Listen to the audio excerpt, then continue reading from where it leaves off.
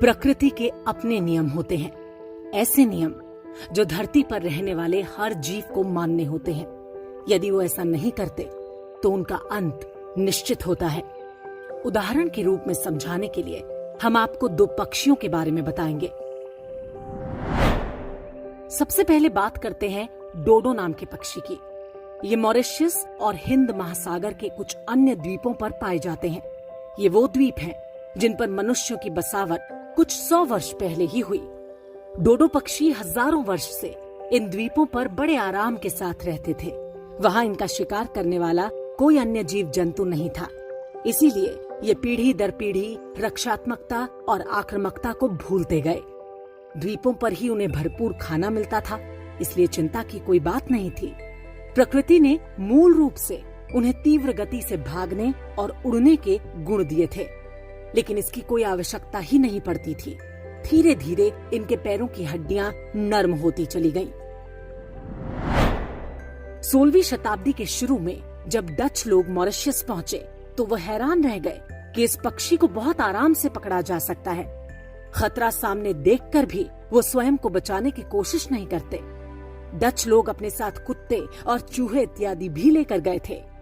कुत्तों ने भी इनका शिकार करना शुरू कर दिया, चूहों ने इनके अंडे खाने शुरू कर दिए।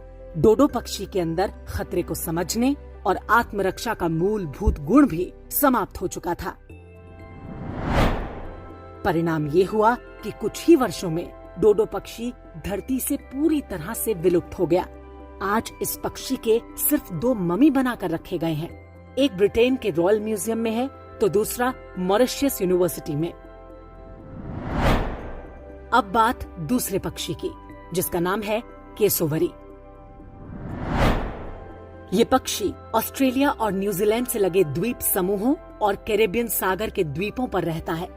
ये भी डोडो, शुतुरमुर्ग और एमू के परिवार का ही पक्षी है।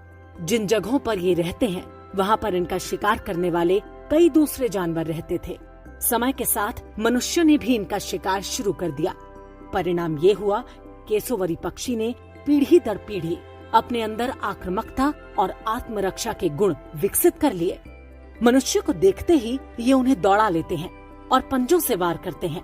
इनके नाखून 8 इंच लंबे किसी तेज चाकू की तरह पैने होते हैं। ये पक्षी 50 किलोमीटर प्रति घंटे की रफ्तार से दौड़ सकता है।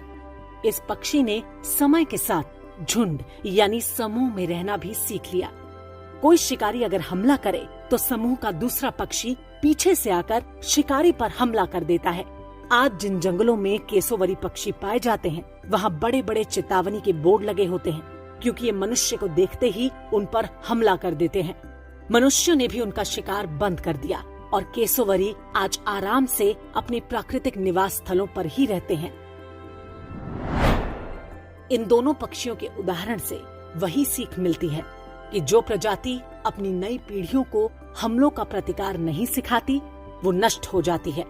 अहिंसा, दया और करुणा जैसे मानवीय गुणों के साथ साथ अस्तित्व की रक्षा के लिए शत्रु बोध का होना भी उतना ही आवश्यक है। शत्रु बोध के अभाव के लक्षण आज हम अपने समाज में स्पष्ट देख सकते हैं। हम उनको भी अपने जैसा समझने लगते हैं जिन्हें बचपन से ही बता दिया गया है कि काफिर को मारना या उसका धर्मांतरण करना ही उनके जीवन का एकमात्र लक्ष्य है। जिसे देखो वो यही सर्टिफिकेट लेकर घूम रहा है कि सारे मुसलमान एक जैसे नहीं होते, सारे मजहब अच्छा इंसान बनाना सिखाते हैं, इत्यादि इत्यादि।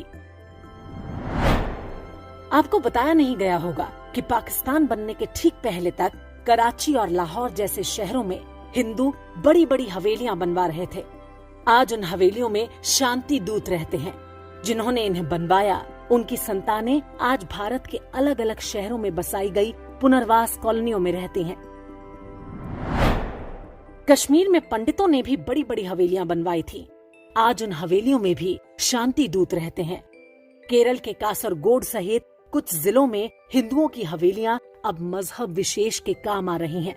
लगभग यही स्थिति बंगाल की है। हिंदुओं की बड़ी जनसंख्या आज डोडो पक्षी बनी हुई है। उन्हें लगता है कि वो निरीह, डरपोक और सेक्युलर बने रहेंगे तो आक्रमणकारी उन पर दया कर देगा।